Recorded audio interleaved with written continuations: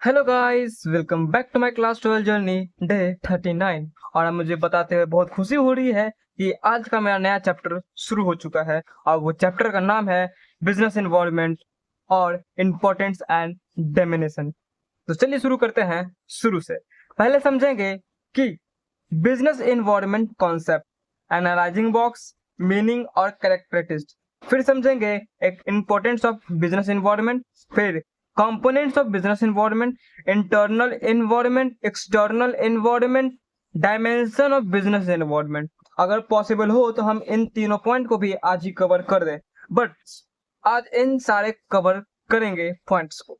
तो चलिए शुरू करते हैं पहले एनालाइजिंग बॉक्स से। इसमें क्या दिया गया है? इसमें वो कॉन्सेप्ट दिए गए हैं जो बिजनेस इन्वायरमेंट के रिलेटेड है, यानी कि इसमें एग्जांपल के साथ दिया गया है। जैसे तुम इसमें देख सकते हो कि मिस्टर एक्सपर्ट, मान लो मिस्टर राज है, gentleman let us tell about business environment today. आज के जमाने में जो बिजनेस इन्वायरमेंट है उसके लिए बात कर रहे हैं मिस्टर राज। तो उसमें मिस्टर लर्नर, यानी कि मान लो कोई सीख रहा है और कोई सिखा रहा है, तो मिस्टर राज सिखा रहा है और मिस्टर देव वो सीख रहा है। तो mister Dev, sir we have heard about environment but what is the business environment. ये पूछ रहा है, हम जानते हैं कि बिजनेस एनवायरनमेंट है बट वो है क्या, इसके बारे में पूछ रहे हैं। तो बस इसके बारे में यही सी है। इसमें बहुत लंबा कॉन्सेप्ट जाएगा, तुम देख सकते हो कि ये पूरा एक एनालाइजिंग बॉक्स है। इसमें तुम वो सारे कॉन्सेप्ट देख सकते हो जो इस पूरे चैप्टर में पढ़ाई होंगे। जैसे कि तुम इसमें देख सकते हो माइक्रो एनवायरनमेंट, मैक्रो एनवायरनमेंट। अगर प्रिंसिपल दिया हुआ हो तो हम आपको बता दें कि इसमें कौन कौन से प्रिंसिपल है। ओके, ये प्रिंसिपल देख सकते हैं, internal environment, micro environment, macro environment. Internal complete control, micro control impossible और macro environment control almost impossible. Internal में बोला कि इसमें हम कंट्रोल कर सकते हैं, माइक्रो एनवायरनमेंट में बोला कि इसमें हम थोड़ा बहुत कंट्रोल कर सकते हैं, बट मैक्रो में बोला कि इसमें हम कंट्रोल कर ही नहीं सकते हैं। जैसे कि तुम समझ सकते हो, हम एग्जाम दिए, मान लो हम ट्वेल्थ का प्रिपरेशन कर रहे हैं, तो ट्वेल्थ का प्रिपरेशन हम प्रिपेयर कर रहे हैं, हम पढ़ रहे हैं, हम याद कर रहे हैं, हम ट्यूशन जा रहे हैं, ये हमारे कंट्रोल में है, तो ये हमारे लिए फुल्ली कंट्रोल होगा। बट मैक्रो एनवायरनमेंट यानी कि अगले दिन क्या होगा, क्या पढ़ाई होगा, वो हम डिसाइड तो कर सकते हैं सर से बात कर, बट उसमें थोड़ी बहुत पॉसिबल होगी कि उसे हम कंट्रोल कर सकते हैं। और मैक्रो एनवायरनमेंट, माइक्रो एनवायरनमेंट यानी कि तुम एग्जाम देने गए और तुम्हें उसका क्वेश्चन पता ही नहीं है, तो ये हो जाएगा मैक्रो एनवायरनमेंट, जिसमें तुम समझ सकते हो कि आगे क्या आने वाला है, वो तुम्हारे लिए कंप्लीटली अनअडेबल होगा। ओके, ये हो जाएगा मैक्रो, मैक्रो और इंटरनल। ओके, अगर और भी कॉन्सेप्ट होंगे तो वो आगे के चैप्टर में होंगे। हमने एनालाइजिंग बॉक्स देख लिया, अब देखते हैं meaning of business environment. Okay, business environment means the sum total of these factors which influence the business and over which the business has no control। इसने बोला कि बिजनेस एनवायरनमेंट टोटल होता है किसका, फैक्टर्स का। फैक्टर कौन कौन सा होता है तो तुम समझो, price of related goods, price of commodity, technology and taste and preference, future expectation, ये सब हमारे फैक्टर होते हैं। तो उसी बोल रहा है कि business environment means sum total of these factors which influence the business and over which the business has no control। इसमें बिजनेस का कोई कंट्रोल नहीं होगा। ओके, इतना देखा। अब देखते हैं characteristics of business environment. Following are the chief characteristics of the business environment. इसमें कुछ एनवायरनमेंट का कैरेक्टरिस्टिक्स दिया गया है, उसको हम पहले समझते हैं। पहले, totality of internal force. Business environment is the sum total of all the factor force which are available outside the businesses and over which the businesses has no control। It is the group of many such force that why it is nature is to totalize। इसने बोला कि totality of external इन्फॉर्मेंस क्या होता है। तो totality of external force वो होता है जो हमारे बिजनेस इन्वायरमेंट के सारे फैक्टर्स को जोड़कर हम क्या काम कर सकते हैं, हमारा क्या आउटपुट निकलेगा, हम बिजनेस के कितने कंट्रोल कर सकते हैं, हम बिजनेस को क्या क्या रूल्स रेगुलेशन दे सकते हैं, इसके ऊपर ये काम करता है। इसमें जो ग्रुप में काम करते हैं लोग, जैसे कि finance group, HR group, material group, sales group and the profit group, ये जितने भी ग्रुप होंगे वो सारे हमारे कंट्रोल में होंगे और ये हमारे टोटलिटी के ऊपर एक्सपेक्ट होता है। पहला समझ गया, टोटलिटी ऑफ एक्सटर्नल फोर्स किसे कहते हैं, तो टोटलिटी ऑफ एक्सटर्नल फोर्स उसे कहते हैं जो हमारे कंट्रोल में होते हुए भी कंट्रोल में नहीं होते हैं, जैसे all the factor of price, taste and future. Second, a specific and general force. The force present outside the business can be divided into two parts. ये फोर्स प्रेजेंट के आउटसाइड को दो भागों में बांटा गया है। कौन कौन सा, स्पेसिफिक एंड जनरल। स्पेसिफिक किसे कहते हैं, तो they are the force which affect the firm of any industry, specially customer, supplier, competitor, firm और इन्वेस्टर। स्पेसिफिक मतलब क्या होता है कि जो फोर्स लग रहा है, मान लो अगर कोई वीकनेस को काट रहा हो तो उस काटने की प्रक्रिया में जो लोग आएंगे वो मेनली इंडिविजुअल आएंगे। कौन कौन से, तो इंडस्ट्रियल आएंगे, कस्टमर आएंगे, सप्लायर आएंगे, कॉम्पिटिटर भी आएंगे और इन्वेस्टर भी आएंगे। बट दूसरे में बोल रहा है कि general, they are the force which affect all the firm of an industry equally, social, political, legal, technical situation. इसमें बोला गया है जो फोर्स यूज करेगा जनरल में, उसमें कौन कौन से फर्म इफेक्ट होंगे, तो पहले फर्म इफेक्ट होंगे इक्वली, यानी कि सोशल, पॉलिटिकल, लीगल और टेक्निकल सिचुएशन, ये इफेक्ट होंगे। ओके, अब देखो तीसरा, इंटर रिलेटेडनेस, यानी कि इंटायर रिलेटेनाइज the different factor of business environment are correlated। ये बिजनेस एनवायरनमेंट एक तालमेल से चलती हुई है। ओके, जितने भी फैक्टर हैं सब तालमेल से चलती है। For example, let us suppose that there is a change in the importance export policy with the coming of a new government. मान लो कोई गवर्नमेंट नई आने वाली है, जैसे कि मान लो पीएम को हटाकर, नरेंद्र मोदी को हटाकर कोई और आने वाला है, तो उसमें जो चीजें चेंज होगी, जो इंपोर्ट और एक्सपोर्ट में पॉलिसी होगी, उसमें जो चेंजेस आएंगे उसमें फिर this case is coming of new government to power and change in the export and import policy, economic change repeatedly, this a change in one factor affect the other factor। हमने बोला कि जो government नहीं आने वाली है उसने जो एक्सपोर्ट और इंपोर्ट की पॉलिसी है उसमें जो चेंजेस की है उसमें ही हमें कहते हैं इंटर रिलेटेडनेस।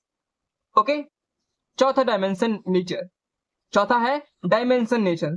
क्या, तो as in clear that environment is a mixture of any factors and change in some or the other factor continuous to take place.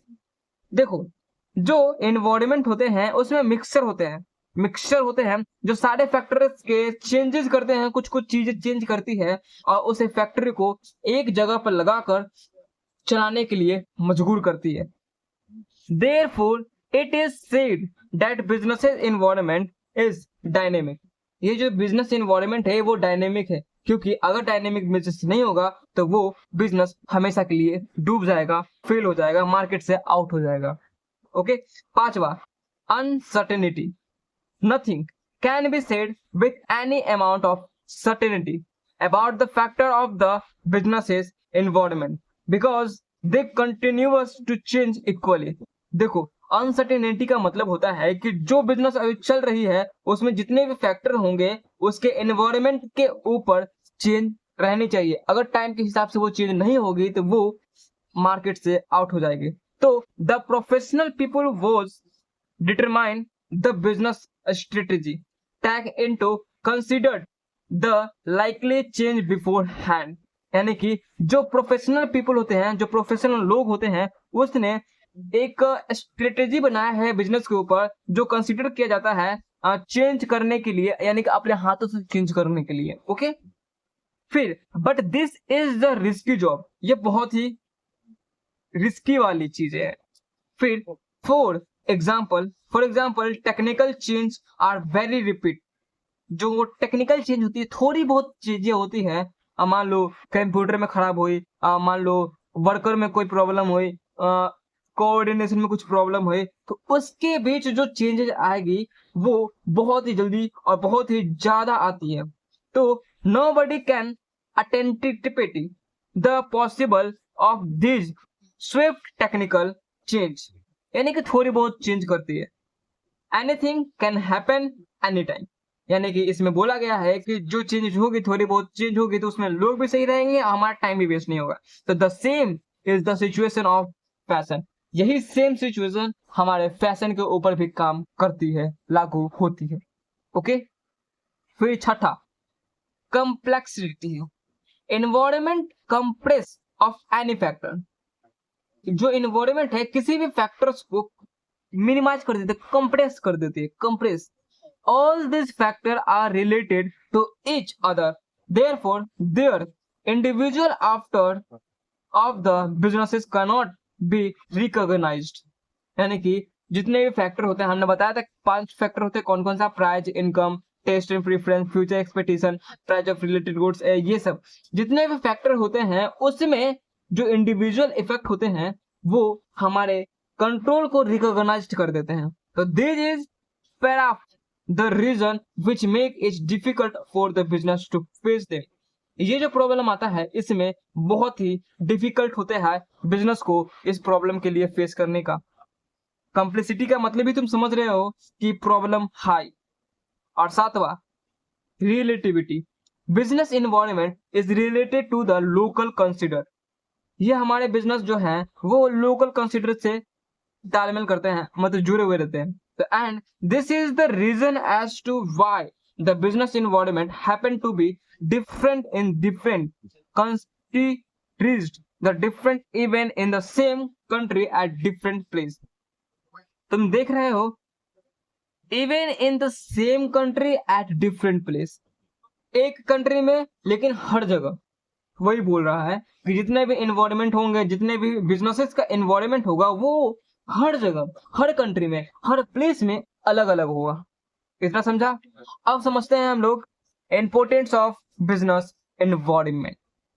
Okay, तो it is not sufficient to know only the meaning of business environment, इतना तुम्हें जानने का कोई अधिकार नहीं है कि बिजनेस एनवायरमेंट क्या होता है, लेकिन तुम्हें यह भी जानना होगा कि बिजनेस एनवायरमेंट में क्या क्या इंपॉर्टेंट फैक्टर होते हैं। तो the more important aspect in to as know as to why we want to study it, इसमें तुम क्या पढ़ रहे हो ये मैटर करता है। तो इन अदर वर्ड हम इसको दूसरे भाषा में बोल सकते हैं what is it importance, importance यानी कि बिजनेस एनवायरमेंट हमारे लिए क्यों इंपॉर्टेंट है। तो the importance of business environment is highlighted by the following factor, इसमें जितने भी फैक्टर हैं ये सारे हाईलाइटेड किए गए हैं।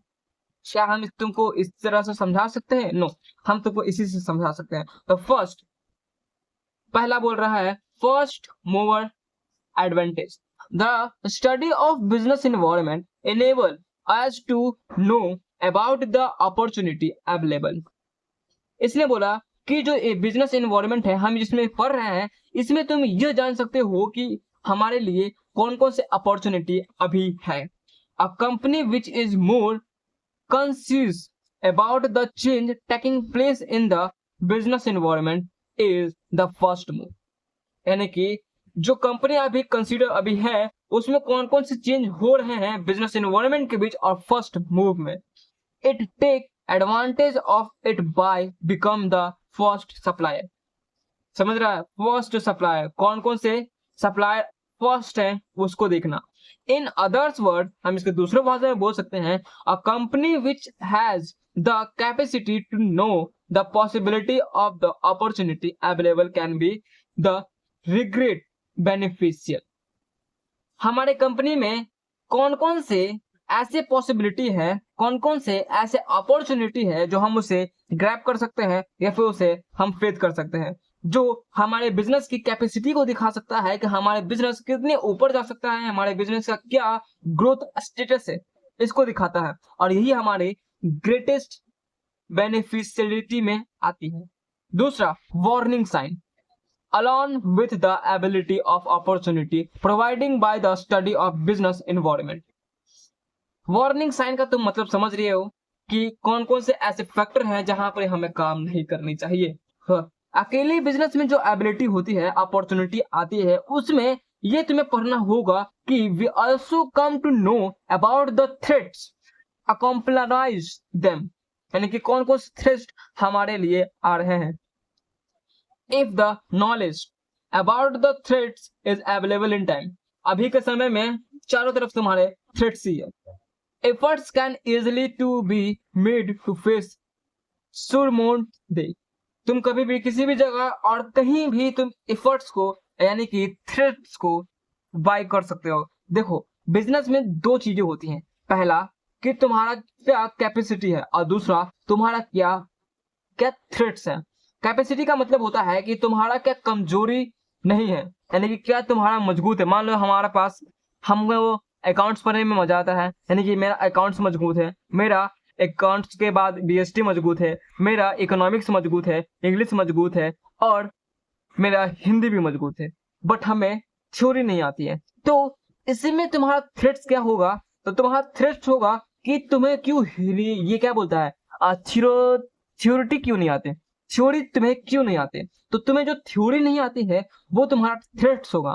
बट तुम्हारा ये कैपेसिटी क्या होगा, तो तुम्हारा कैपेसिटी होगा तुम्हें अकाउंट्स आता है, तुम्हें बीएसटी आता है, तुम्हें इंग्लिश आता है, तुम्हें हिंदी आता है, तुम्हें इकोनॉमिक्स भी आता है। ये तुम्हारा मजबूत है, तो तुम्हें इसको बोलना चाहिए कि ये मेरा कैपेसिटी है। और जो हमें नहीं आता है वो हमारा थ्रेट्स होगा। तो ये इतना याद रखना कि तुम्हें जितने भी बिजनेसेस या फिर कोई भी लोग होंगे वो तुम्हारे थ्रेट्स पे ज्यादा वॉर करेंगे, क्योंकि तुम्हें थ्रेट्स ही नहीं आता है, मतलब तुम्हें जो थ्रेट्स हैं उस पर ही वॉर करेंगे। मान लो तुम्हारी थ्योरी नहीं आती है, तो तुम्हारे थ्योरी पे कौन ज्यादा अटैक करेगा, तो वो होगा टेस्ट जो बोर्ड देंगे। बोर्ड का टेस्ट तुम्हारा थ्योरी के बेस पे ही होता है। तो जो तुम्हारा थ्योरी होगा बोर्ड के लिए, और बोर्ड से जो तुम्हारा थ्योरी पास होगा वो तुम्हारे लिए बहुत डिफिकल्ट होगा। और यही तुम्हारा वार्निंग साइन होता है कि तुम्हारे कमजोर हिस्सों पर वार करना। और यही बिजनेस के बारे में भी है कि तुम्हारे बिजनेस में क्या थ्रेट्स है उसके ऊपर वार करना। दूसरा समझा। तीसरा, टैपिंग यूजफुल रिसोर्स।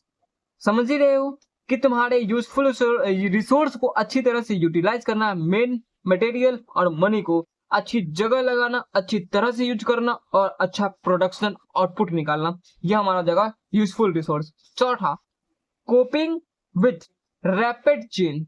देखो, किसी भी चीज को कॉपी करो, बट उस कॉपी करने की चीजों को तुम इस तरह से चेंज करो कि वो कॉपी लगे ही ना।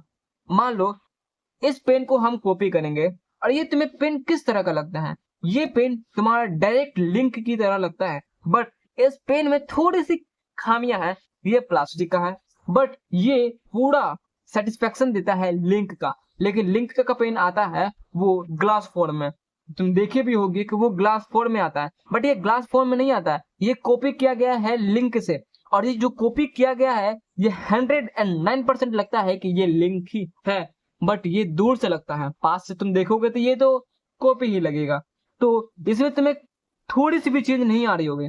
अगर थोड़ी सी भी चेंज आएगी तो ये कॉपी तो है बट रैपिड चेंज नहीं है। कॉपी करना और रैपिड चेंज करना थोड़ी सी चेंजेस आती है। कॉपी तुम करोगे तो इस तरह से करोगी कि उसका ओरिजिनल वर्जन तुम लग सको, और दैट्स ये भी वही करता है। अब पांचवा देखते हैं, assigning in planning and policy formatting.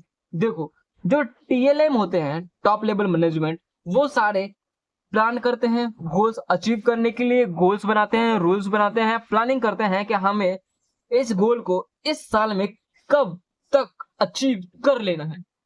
समझा? हम जो गोल बनाए, हम जो पॉलिसी बनाए, पॉलिसी किसके लिए बनता है, तो वर्कर के लिए। गोल किसके लिए बनता है, तो प्रॉफिट के लिए। तो जो गोल बना उसको हम कब तक अचीव करेंगे, ये और जो पॉलिसी बना उसको हम कितने जल्दी लोगों तक पहुंचाएंगे कि वो लोग इस पॉलिसी को अडेप्ट कर ले। इसको बोलते हैं assisting in planning and policy formation. Okay, 5 खत्म। छठा, इंप्रूवमेंट इन्फॉर्मेशन। परफॉर्मेंस का मतलब क्या होता है कि तुम कितना काम अच्छी तरीके से कर रहे हो। देखो, इम्प्रूवमेंट, तुम जो काम करते हो उसमें थोड़ी बहुत इम्प्रूवमेंट रेगुलर बेसिस पे होनी चाहिए। अगर तुम एज इट इज एक काम को एक बार में उसी ढंग से करते जा रहे हो जो कल करते आ रहे हो, मान लो हमने आज पढ़ा 2 पेज जिसमें सेम 10 गलती हुई, 10 वर्ड्स का मिस्टेक हुआ, बट कल उसी बुक्स को पढ़ने में, सेम वर्ड्स को पढ़ने में हमें 10 मिनट लगे और 10 मिनट के अंदर हमने फिर 10 गलती की जो हमने कल की थी। तो उसमें क्या होगा, जो तुमने कल किया उसी को तुम सिर्फ रिपीट कर दिए, यानी कि तुम्हारा कोई इंप्रूवमेंट नहीं हुआ। तो परफॉर्मेंस तुम्हें इंप्रूव करने के लिए रेगुलर बेसिस पे जो तुमने कल गलती किया उस गलती को परसों न हो उसको सुधारना ही इंप्रूवमेंट कहलाता है। और इसी को ये बोलता है, बिजनेस के ऊपर अप्लाई किया जाता है कि तुमने जो पीछे गलती किया उस गलती को वापस रिपीट नहीं करना है। ओके, छठ खत्म। अब देखते हैं compare of business environment. Compare करते हैं, हमने पीछे पढ़ा ना, तो compare business environment, internal environment और एक्सटर्नल एनवायरनमेंट। इंटरनल जो हम चेंज कर सकते हैं, एक्सटर्नल जो हम चेंज नहीं कर सकते हैं।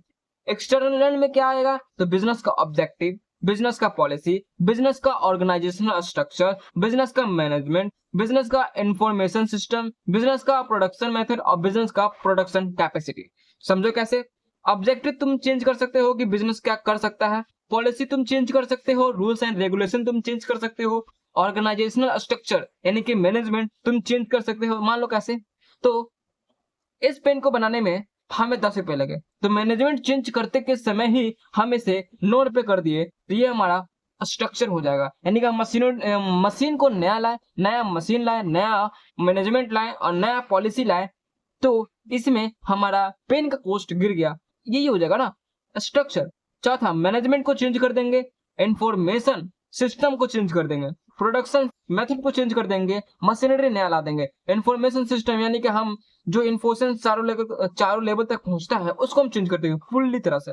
फिर छठा, प्रोडक्शन कैपेसिटी, जो हमारे कैपेसिटी होंगे जितना हम रख सकते हैं उसको हम चेंज कर सकते हैं कि हम इसे और आगे जाकर बढ़ा सकते हैं। ठीक है, देखो, ऑब्जेक्टिव यानी कि गोल्स बनाना, पॉलिसी यानी कि रूल्स एंड रेगुलेशन बनाना, उसके बाद स्ट्रक्चर कैसे काम करेगा ये बनाना, फिर मैनेजमेंट कौन किस तरह से काम करेगा ये बनाना, फिर इंफॉर्मेशन सिस्टम कि उस मटेरियल को अचीव करने के लिए कौन कौन से मटेरियल लगेंगे, इंफॉर्मेशन सिस्टम, फिर प्रोडक्शन मेथड यानी कि वो जो मटेरियल है उसको कैसे बनाना है ये, और फिर प्रोडक्शन कैपेसिटी यानी कि उस प्रोडक्शन को जो उसने प्रोडक्ट बनाया उस प्रोडक्ट को कहाँ रखना है ये, यानी कि ये लाइन बाय सीक्वेंस है। ऑब्जेक्टिव बनाना, पॉलिसी बनाना, ऑर्गेनाइजेशनल स्ट्रक्चर बनाना, मैनेजमेंट बनाना, सिस्टम बनाना, मेथड बनाना और कैपेसिटी बनाना, ये एक स्ट्रक्चर तुम इसे याद कर सकते हो। कैसे, तो पोको एमपी में सॉरी देखो, तुम इसे याद कर सकते हो, Poco MP3 FM, Poco mobile में MP3 FM बजता है, ऐसे तुम याद कर सकते हो। इसमें जिसमें P से पॉलिसी आएगा, O से ऑब्जेक्टिव आएगा, O से ऑर्गेनाइजेशनल ऑब्जेक्टिव आएगा, M से मैनेजमेंट आएगा, I से इंफॉर्मेशन सिस्टम आएगा, P से प्रोडक्शन मेथड आएगा, P से प्रोडक्शन कैपेसिटी आएगा। ये इंपॉर्टेंट है इसलिए तुम्हें बता रहे हैं। और दूसरा, एक्सटर्नल एनवायरनमेंट। एक्सटर्नल एनवायरनमेंट यानी कि जो चीजें हम चेंज न कर सकते हैं। देखो, तुमको हमने बताया क्या, ये 2 प्रकार के होते हैं, माइक्रो एनवायरनमेंट और मैक्रो एनवायरनमेंट। माइक्रो जिसको हम थोड़ी बहुत चीजों से चेंज कर सकते हैं, बट मैक्रो यानी कि उसको हम किसी भी नजरिए से चेंज नहीं कर सकते हैं। ये होता है मैक्रो और मैक्रो में अंतर। माइक्रो एनवायरनमेंट को हम अपॉर्चुनिटी एनवायरनमेंट कह सकते हैं और मैक्रो एनवायरनमेंट को जनरल एनवायरनमेंट कर सकते हैं, जनरल एनवायरनमेंट कह सकते हैं। देखो, माइक्रो एनवायरनमेंट में क्या आता है, कस्टमर, सप्लायर, कॉम्पिटिटर, पब्लिक और मार्केटिंग इंटरमीडिएट आएगा। कस्टमर को हम चेंज थोड़ी बहुत मतलब कि प्रोडक्ट के मुताबिक से इसको चेंज कर सकते हैं, सप्लायर को हम खुद चेंज कर सकते हैं, कंपटीटर को हम उसके गोल्स पर अटैक करके, उसके वीकनेस पर अटैक करके उसको भी चेंज कर सकते हैं, पब्लिक के बिहेवियर को चेंज कर सकते हैं, मार्केटिंग इंटरमीडिएटेड को चेंज कर सकते हैं। बट माइक्रो में इकोनॉमिक इन्वायरमेंट, पैसा कैसे चलेगा, पॉलिटिकल इन्वायरमेंट, कौन कौन से पैसे लेंगे, सोशल इन्वायरमेंट, कौन कौन से सामान लेंगे, लीगल रेगुलेटरी यानी कि कौन कौन से लीगल एक्शन होंगे, इन्वायरमेंट, और पांचवा टेक्नोलॉजी, कौन कौन से टेक्नोलॉजी आ रहे हैं हमारे कंपटीटर के बीच में, इसको हम चेंज नहीं कर सकते। यानी कि तुमने साफ समझा, इंटरनल जो हम चेंज कर सकते हैं फुल्ली तरह से, एक्सटर्नल जिसमें माइक्रो में हम थोड़ी बहुत चेंज कर सकते हैं 50%, माइक्रो जो 100% चेंज नहीं कर सकते हैं। खत्म। इंटरनल में पढ़ा था, एक्सटर्नल में पढ़ा था, ये तो हमने समझ गया ना। तो हमें इसको पढ़ने के लिए अब कोई जरूरत वाली बात, हम तुमको ऐसे ही समझा चुके हैं। अब देखते हैं डायमेंशन ऑफ बिजनेस इन्वॉल्वमेंट, कौन कौन से डायमेंशन में ये जाती है। तो इसमें तुमको अगर हम देखें कि हमारा आज का पढ़ाई ट्यूशन में हुआ था, तो ट्यूशन में तो यहीं तक पढ़ाई हुआ था, competition of business, compare of business environment, जिसमें हम इंटरनल इन्वायरमेंट पढ़े, एक्सटर्नल इन्वायरमेंट पढ़े, माइक्रो भी पढ़े और मैक्रो भी पढ़े। तो हम तुमको यहाँ तक समझा चुके हैं कि माइक्रो और मैक्रो क्या होता है। बट इसमें थोड़ी बहुत दिक्कतें आ रही है क्योंकि हमने इसे नहीं पढ़ा। तो अगर हमें इसको पढ़नी होगी तो हमें कुछ समय निकाल कर इसे पढ़ना पड़ेगा। इसके लिए हमें टाइम नहीं मिल सकता है अभी। तो तब तक के लिए धन्यवाद, मिलते हैं कल तो इस रिलेटेड टॉपिक से जुड़े हुए टॉपिक से। तो मिलते हैं कल, तब तक के लिए धन्यवाद।